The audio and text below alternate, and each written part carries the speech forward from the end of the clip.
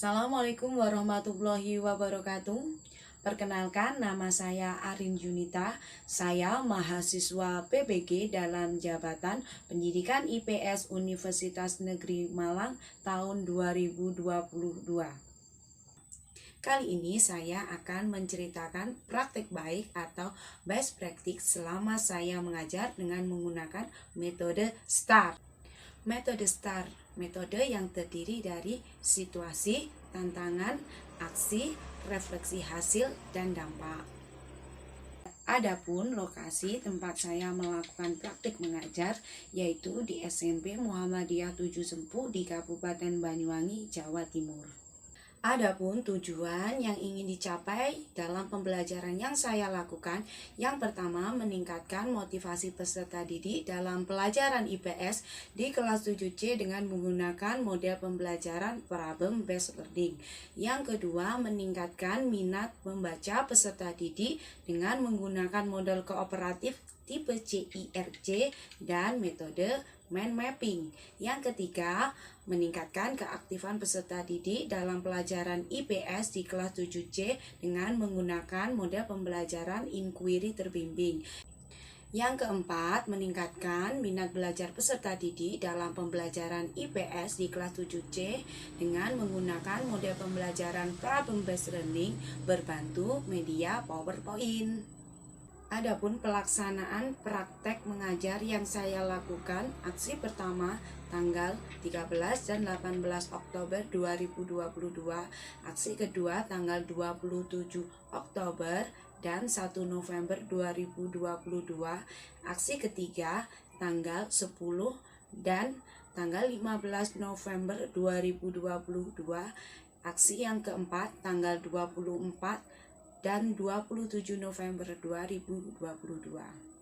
Adapun kondisi yang melatar belakangi saya melakukan praktek mengajar di kelas, yang pertama, peserta didik kurang aktif dalam pembelajaran, terhitung hanya 60% saja yang aktif ketika pembelajaran berlangsung. Yang kedua, peserta didik kurang tertarik dengan pembelajaran dikarenakan motivasi belajar yang masih rendah. Yang ketiga, peserta didik kurang memahami materi pembelajaran karena minat baca peserta didik yang masih rendah, terhitung hanya 50% saja yang paham dengan materi yang diajarkan. Yang keempat, peserta didik kurang percaya diri dalam kegiatan pembelajaran, khususnya dalam mengemukakan pendapat. Yang kelima, penyampaian materi yang kurang inovatif dan menarik. Adapun pihak yang berperan dan tanggung jawab dalam proses praktik mengajar yang saya lakukan, yang pertama kepala sekolah, yaitu membimbing dan mengawasi jalannya pelaksanaan pembelajaran yang saya lakukan agar sesuai dengan rencana dan strategi yang telah ditetapkan. Yang kedua yaitu guru melaksanakan dan mengolah proses pembelajaran agar berjalan dengan interaktif, efektif, dan inovatif dan menyenangkan. Pembelajaran menggunakan model dan media yang tepat serta inovatif dapat mempermudah guru mencapai tujuan pembelajaran yang ingin dicapai. Adapun tantangan yang dihadapi untuk mencapai tujuan tersebut, yang pertama, pemilihan model pembelajaran harus sesuai dengan kebutuhan dan karakteristik peserta didik. Yang kedua, guru harus mampu menggunakan media yang menarik dan inovatif. Yang ketiga, menggunakan sumber belajar yang menarik dan relevan. Yang keempat, yaitu guru harus mampu menumbuhkan keaktifan dengan memberikan motivasi pada peserta didik. Adapun tantangan yang dihadapi pada aksi pertama yaitu guru harus mampu membangkitkan motivasi belajar peserta didik dikarenakan banyak peserta didik yang masih pasif seperti bertanya atau menjawab dalam pembelajaran yang berlangsung. Tantangan untuk aksi yang kedua yaitu penggunaan model pembelajaran harus sesuai, tepatnya mengenai minat membaca peserta didik karena ditemukan dalam pembelajaran minat membaca peserta didik masih rendah. Untuk tantangan aksi keempat, guru harus mampu mendorong peserta didik dalam pembelajaran aktif dalam mengemukakan pendapatnya, menjawab pertanyaan baik dari guru ataupun peserta didik yang lain. Untuk tantangan aksi yang keempat, yaitu guru harus mampu mengarahkan peserta didik fokus pada pembelajaran yang berlangsung. Adapun pihak-pihak yang terlibat dalam praktek pembelajaran yang dilakukan untuk mencapai tujuan tersebut, yang pertama yaitu guru selaku penyaji dalam praktek pembelajaran. Yang kedua yaitu peserta didik selaku objek penelitian atau praktek. Yang ketiga yaitu kepala sekolah selaku pemberi izin praktek dan narasumber ketika diwawancarai untuk solusi terpilih. Yang keempat yaitu guru senior sebagai narasumber dalam penentuan solusi terpilih. Yang kelima yaitu dosen pembimbing selaku pembimbing dalam praktek pembelajaran. Yang keenam yaitu guru pamong selaku pembimbing dalam praktek pembelajaran. Yang ketujuh yaitu rekan mahasiswa PPG selaku observer dalam praktek pembelajaran. Selanjutnya, langkah-langkah yang dilakukan untuk menghadapi tantangan yang dihadapi. Yang pertama, mengidentifikasi masalah yang terjadi pada proses pembelajaran yang berlangsung di kelas, khususnya permasalahan pada peserta didik. Yang kedua, eksplorasi penyebab masalah dengan mencari penyebab permasalahan yang terjadi berdasarkan informasi yang diperoleh dari hasil wawancara dengan kepala sekolah, guru senior, serta kajian literatur yang didapatkan dari jurnal ataupun artikel. Yang ketiga, penentuan penyebab masalah, yaitu mencari akar dari penyebab permasalahan yang terjadi pada peserta didik. Yang keempat, masalah terpilih yang akan diselesaikan. Jadi pada tahap ini menentukan masalah yang menjadi prioritas yang diselesaikan terlebih dahulu. Yang kelima, eksplorasi alternatif solusi. Dari masalah yang terpilih diselesaikan, lalu dicari alternatif solusi yang tepat berdasarkan informasi yang diperoleh dari hasil wawancara dengan kepala sekolah ataupun guru senior, ataupun dari kajian literatur, dari artikel ataupun jurnal. Yang keenam, menentukan solusi. Penentuan solusi yang relevan dan sesuai dengan permasalahan yang dipilih. Yang ketujuh, menyajikan perangkat pembelajaran yang menjadi solusi dari permasalahan dengan membuat RPP, bahan ajar, LKPD, media ajar, instrumen penilaian yang sesuai. Yang kedelapan, melaksanakan pembelajaran sesuai dengan perangkat yang telah dibuat. Adapun strategi yang digunakan untuk menghadapi tantangan yang ada.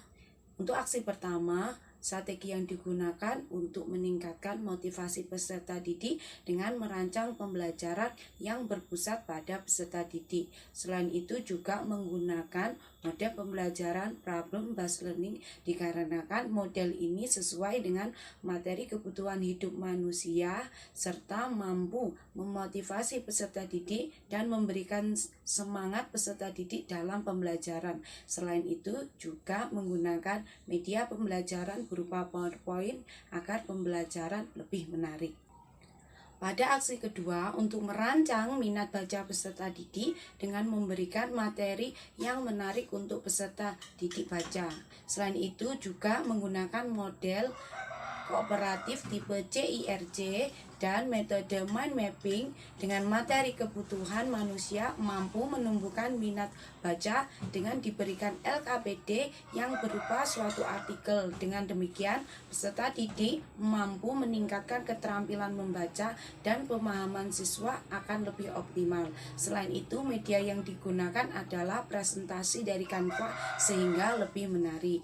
Untuk aksi ketiga, strategi yang digunakan untuk meningkatkan keaktifan peserta didik baik dalam berpendapat, bertanya, atau menjawab dengan memberikan kuis sesuai materi yang dipelajari. Selain itu menggunakan model pembelajaran inquiry terbimbing berbantu media gambar mampu mengaktifkan peserta didik dan mendorong peserta didik untuk aktif dan bekerja atas inisiatif sendiri, jujur, dan terbuka.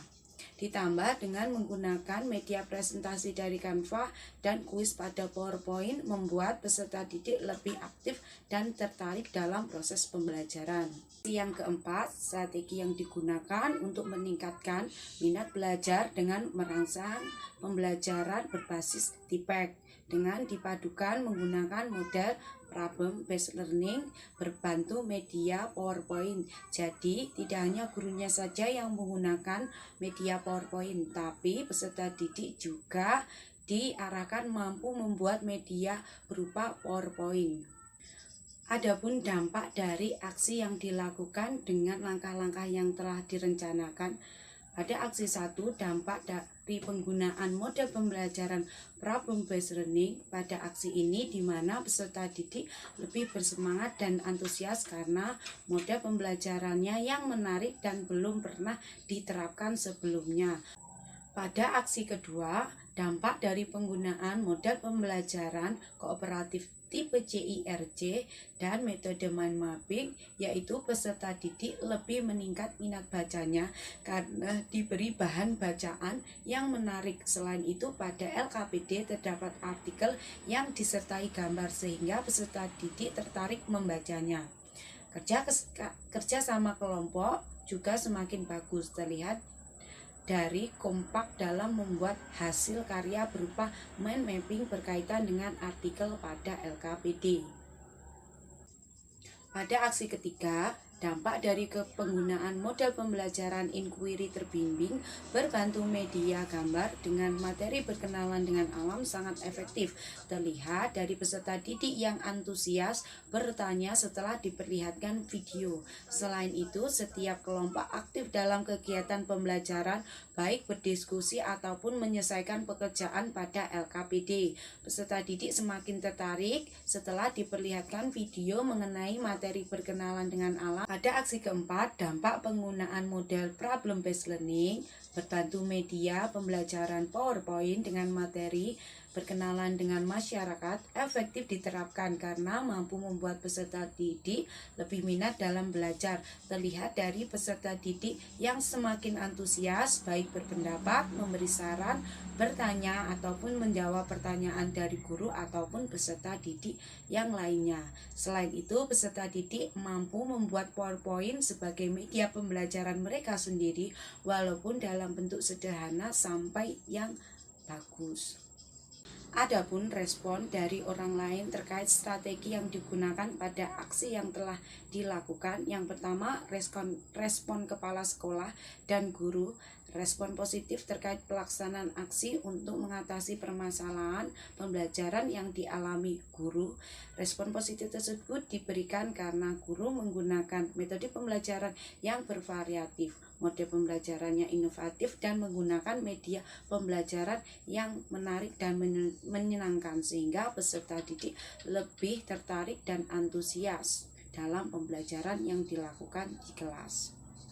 Selain itu, respon dari peserta didik. Peserta didik memberikan refleksi bahwa pembelajaran yang dilakukan sangat menarik karena menggunakan media yang inovatif seperti PowerPoint ataupun media presentasi dari Canva. Mereka lebih antusias ketika pembelajaran sehingga pemahaman mereka mengenai materi yang diajarkan oleh guru akan menjadi lebih paham.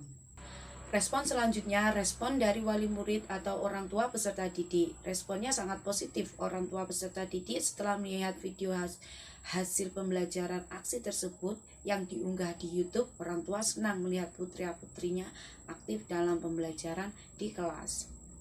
Keberhasilan dari penerapan strategi pada aksi ini dipengaruhi oleh beberapa faktor. Faktor keberhasilan tersebut dapat dilihat dari yang pertama, dukungan dari kepala sekolah yang memberikan praktek PPL dan dukungan teman sejawat yang membantu mempersiapkan alat dalam proses perekaman kegiatan pembelajaran.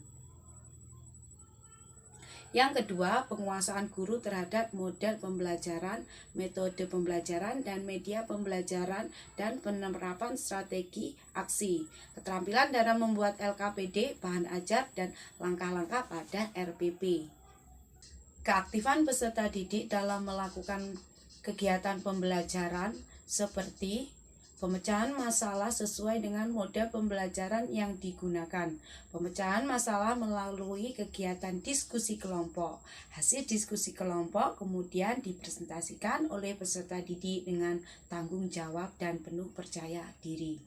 Yang keempat, sarana dan prasarana yang mendukung kegiatan pembelajaran. Media PowerPoint tidak akan bisa digunakan untuk pembelajaran yang interaktif tanpa adanya LCD, proyektor, dan sound system yang dimiliki oleh sekolah.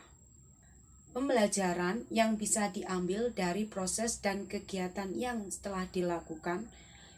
Yang pertama, saya selaku guru semakin memahami kondisi peserta didik dan dapat mengelola kelas lebih baik lagi. Yang kedua, guru harus lebih kreatif dan inovatif dalam memilih model dan media pembelajaran untuk membuat proses belajar mengajar sesuai dengan yang diharapkan. Hal tersebut dapat meningkatkan motivasi dan keaktifan peserta didik dalam mengikuti pembelajaran yang sedang berlangsung. Dari pembelajaran ini, saya mendapatkan ilmu dan pengetahuan khususnya tentang pembelajaran. Saya juga semakin mahir dan mampu dalam merancang strategi pembelajaran yang tepat dan efektif. Selain itu, saya bertemu dengan kawan-kawan dari berbagai wilayah di Indonesia yang semakin meningkatkan toleransi saya. Untuk kedepannya, saya berkeinginan untuk menerapkan ilmu yang saya dapat dalam pembelajaran baik sekarang ataupun masa-masa yang akan datang. Selain itu, saya mengucapkan banyak terima kasih kepada dosen ataupun guru pamong yang memberikan ilmunya kepada kami semua